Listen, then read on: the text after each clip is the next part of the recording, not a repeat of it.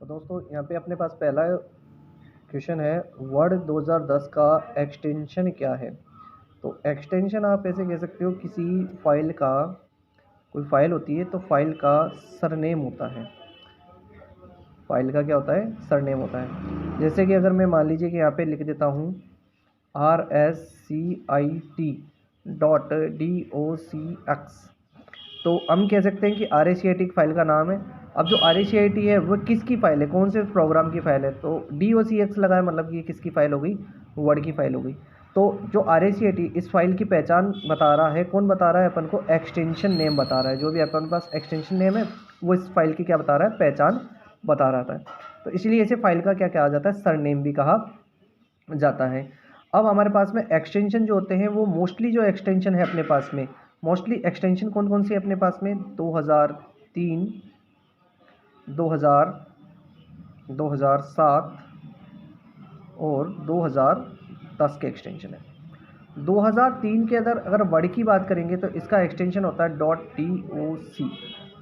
2007 का भी एक्सटेंशन जो है DOC तो लगेगा ही लगेगा, बस इसमें XO लग जाएगा, एक्सटेमल फाइल लग जाती है इसके अंदर। और 10 का भी सेम है DOCX, तो ये इसके अंदर X आ जाता है। तो हमारे पास पूछा गया क्वेश्चन क्या है कि वर्ड 2010 का एक्सटेंशन क्या है, तो यहाँ पे आ जाएगा .docx, तो ये पहला आंसर हो जाएगा .docx। वर्ड में कितनी रूलर बार होती है? तो हमारे पास में एक पेज है, जो हमारे पास में एक पेज है, इस पेज के अंदर जो हमारे पास में क्या होता है कि मार्जिन होता है। तो मार्जिन एक तो होता है टॉप का मार्जिन होता है, एक बॉटम मार्जिन होता है, एक लेफ्ट मार्जिन होता है, और एक कौन सा होता है? राइट का मार्जिन अपने पास में होता है। कोई भी कार्य अपन जब करते हैं तो ऊपर थोड़ी हेडिंग के लिए जगह छोड़ देते हैं, कुछ लिखने के लिए हम राइट में जगह छोड़ देते हैं, बॉटम में सिग्नेचर करने के लिए जगह छोड़ देते हैं, और राइट के अंदर विशेष पर्पज के लिए कोई जगह छोड़ देते हैं।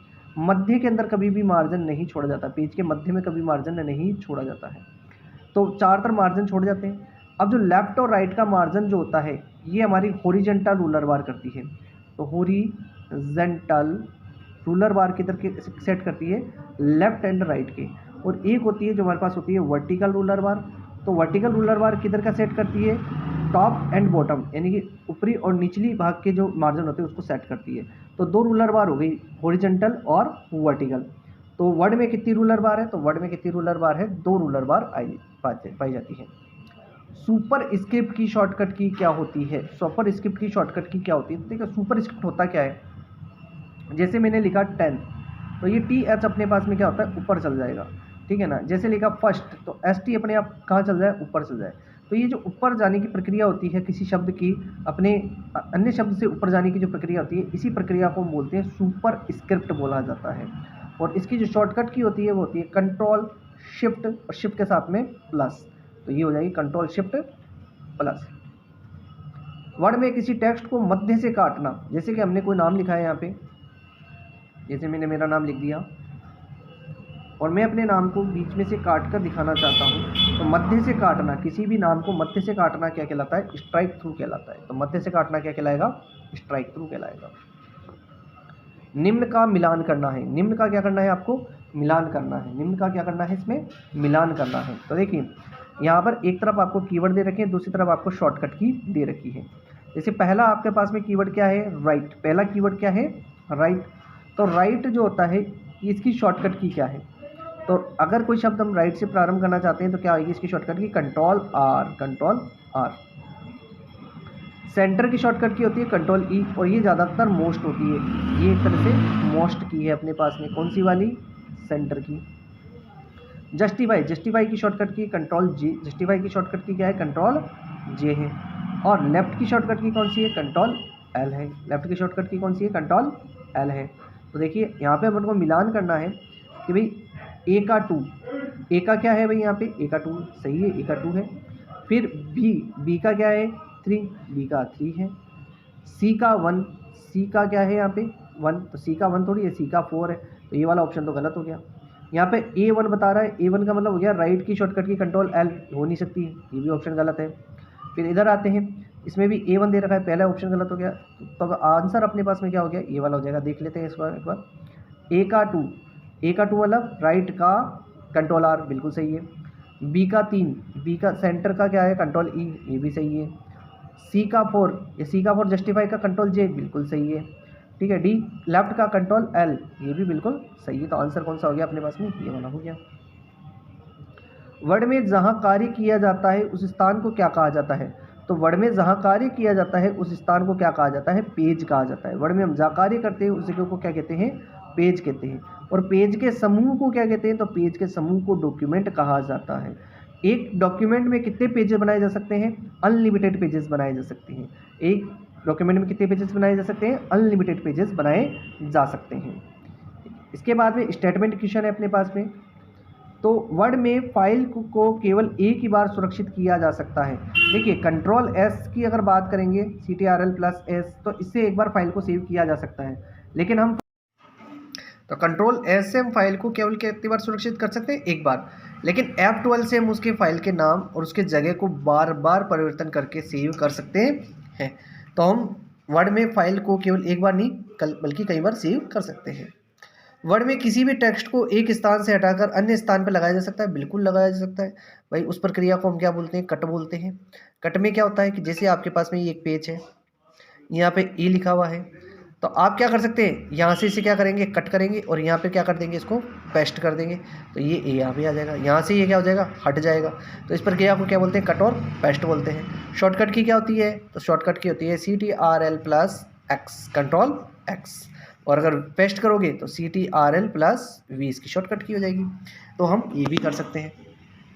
तो पहला देखिए, कथन एक सही दो गलत है, नहीं, दूसरा भी सही है। कथन एक व दो दोनों सही है, बिल्कुल कथन एक व दो दोनों ही सही है। नेक्स्ट क्वेश्चन है, निम्न का मिलान करें। निम्न का मिलान करना है, एक तरफ आपके पास कीवर्ड है, दूसरी तरफ शॉर्टकट की है आपके पास में। पहला पूछा है एग्जिट की शॉर्टकट की। एग्जिट की शॉर्टकट की क्या होती है, तो एग्जिट की अपन को पता है कि Alt+F4 होती है, तो Alt+F4 आ जाएगी। तो इसकी शॉर्टकट की क्या है, Alt+F4 है अपने पास में। इसके बाद में सब स्क्रिप्ट, देखो सुपर स्क्रिप्ट मैंने आपको बताया था। सुपर स्क्रिप्ट जो था वो ये था कि भाई जैसे अपन ने लिखा 10th, तो TH कहाँ आ गया, ऊपर आ गया। लेकिन एक होता है जैसे अपन फॉर्मूला लिखते हैं H2O CO2, तो ये जो नीचे आ रही है ना, यहाँ पे शब्द जो नीचे आ रहे हैं अपने पास में, अक्षर आ रहे हैं, उन्हें अपन क्या बोलते हैं, यहाँ पर बोलते हैं सब स्क्रिप्ट। क्या बोलते हैं, सब स्क्रिप्ट। और इन्हें बोलते हैं सुपर स्क्रिप्ट। क्या बोलते हैं, सुपर स्क्रिप्ट। तो नीचे आने की जो प्रक्रिया, इसकी शॉर्टकट की क्या है अपने पास में, Ctrl+Shift++, ठीक है, Ctrl+Shift++। जबकि सब स्क्रिप्ट की शॉर्टकट की क्या है अपने पास में, Ctrl+, ठीक है। ये ऐसा होता क्यों है, तो देखो एक की होती है अपने पास में, एक की अपने पास में, उसके ऊपर क्या है, एक तो प्लस बना हुआ है और एक इक्वल बना हुआ है। जब हम शिफ्ट के साथ में इस की को दबाते हैं, किसके साथ में, शिफ्ट के साथ, तो आपको पता है कि जब एक ही की है, शिफ्ट के साथ आप उसे दबा रहे हो, तो शिफ्ट हमेशा क्या करता है, अपर जो भी अपने पास में प्रायोरिटी होती है, अपर को प्रायोरिटी देता है। तो जब हमारे पास में हमने शॉर्टकट की दबाई Ctrl+Shift, तो शिफ्ट दब चुका, तो अब इसके साथ क्या दबेगा, प्लस। जबकि इस वाले में क्या दब रहा है, कंट्रोल दब रहा है, बटन यही दबाना है हमको, की यही दबेगी, लेकिन अब की बार शिफ्ट नहीं दब रहा है, तो अब की बार क्या प्रिंट होगा यहाँ पे, बराबर। तो इसलिए इसकी शॉर्टकट की क्या है, कंट्रोल बराबर। इन दोनों के लिए की एक ही दबानी है, लेकिन एक शिफ्ट के साथ दब रही है और एक बिना शिफ्ट के साथ दब रही है। जब शिफ्ट के साथ दबेगी तो प्लस दबेगा, और जब बिना शिफ्ट के दबेगी तो क्या दबेगा, बराबर दबेगा। तो इसका आंसर हो जाएगा अपने पास में सब स्क्रिप्ट का Ctrl+, ये दिख रहा है आपको, नीचे वाला आंसर होएगा Ctrl+। फिर है फॉर्मेट पेंटर कॉपी करना। फॉर्मेट पेंटर कॉपी करना मतलब आपने एक डिज़ाइन के अंदर नाम लिख दिया, यहाँ पे आपने मान लीजिए कोई डिज़ाइन के अंदर नाम लिख दिया, और नीचे आपके पास में कोई दूसरा टेक्स्ट है, आप ये डिज़ाइन इस वाले में लगाना चाहते हैं, तो हम कहेंगे टेक्स्ट को, जो टेक्स्ट की फॉर्मेटिंग है उसे कॉपी पेस्ट करना। अगर टेक्स्ट को कॉपी पेस्ट करना होता तो इसकी शॉर्टकट की होती है Ctrl+C कॉपी, ठीक है, और Ctrl+V, ठीक है। लेकिन आपको क्या करनी है, डिज़ाइन कॉपी करनी है, तो थोड़ा सा और बढ़ जाएंगे, Ctrl+Shift+C, शिफ्ट और जुड़ जाएगा। तो इससे क्या होता है, फॉर्मेट कॉपी होता है। क्या होता है भाई, अपने पास में फॉर्मेट कॉपी हो जाता है, जबकि यहाँ पर केवल शब्द ही कॉपी होगा, यहाँ पे फॉर्मेट भी कॉपी हो जाता है। तो कंट्रोल, यहाँ पे केवल कॉपी पूछा है पर से, तो आ जाएगा Ctrl+Shift+C, तो ये आ गया भैया अपने पास में Ctrl+Shift+C आ जाएगा। क्लियर फॉर्मेटिंग, आपने बहुत सारा शब्द लिख रखा है, उसके ऊपर आपने डिज़ाइन भी बना रखी है, आप शब्द तो रखना चाहते हैं लेकिन डिज़ाइन हटा देना चाहते हैं। क्लियर फॉर्मेटिंग, इसकी शॉर्टकट की जो आपके पास में होती है वो होती है Ctrl+Space। फिर है एंटर न्यू लाइन।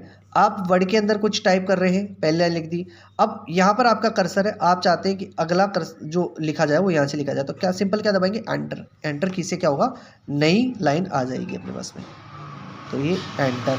तो देखिए यहाँ पे आंसर में ए का 1, देखो ए एग्जिट, ए का 1 है क्या अपने पास में, ए का क्या है 3, तो ये तो नहीं हो सकता आंसर, ठीक है।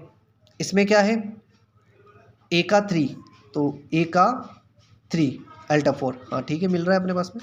फिर क्या आया, बी का 5, बी ये रहा बी, और बी का क्या हो रहा है अपने पास में 5, तो बी का सब स्क्रिप्ट 5 हो गया अपने पास में।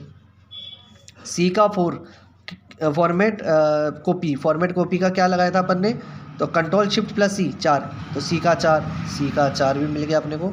डी क्लियर फॉर्मेटिंग, इसका क्लियर फॉर्मेटिंग का क्या था अपने पास में, कंट्रोल प्लस स्पेस, तो डी का 2, डी का 2, डी का 2 नहीं मिल रहा भाई अपन को, तो ये आंसर भी गलत है अपना, ठीक है। इसके बाद में इससे मिलता जुलता आ जाए, तो डी का 2 देखो यहाँ मिल गया अपन को, डी का 2 और ई यानी कि enter new line, enter new line का एंटर, तो ई का क्या आ गया 1, तो आंसर कौन सा हो गया अपने पास, सी हो जाएगा। वर्ड में निम्न में से कौन सी टैब नहीं होती है, तो 8 टैब होती है अपने पास में।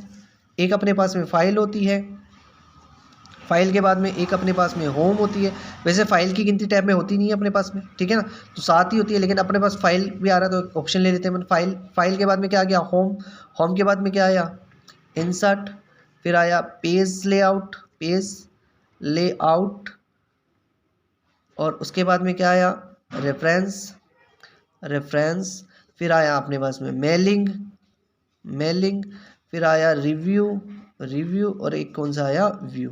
तो 1 2 3 4 5 6 7, 7 ही होती है वैसे तो टैब तो, लेकिन एक अपन इसको सम्मिलित कर लेते हैं, तो अपन कह देते हैं कि भाई 8 ऑप्शन अपने पास में है। तो इनमें से देखो फाइल अपने पास में होता है, रेफरेंस अपने पास में होता है, व्यू अपने पास होता है, कौन सा नहीं होता, डिज़ाइन। डिज़ाइन किस में आता है, पावर पॉइंट में आता है। डिज़ाइन किस में आता है भाई, पावर पॉइंट में आता है। तो कौन सा टैब में, कौन सा टैब वर्ड में नहीं होता है, डिज़ाइन नहीं होता है।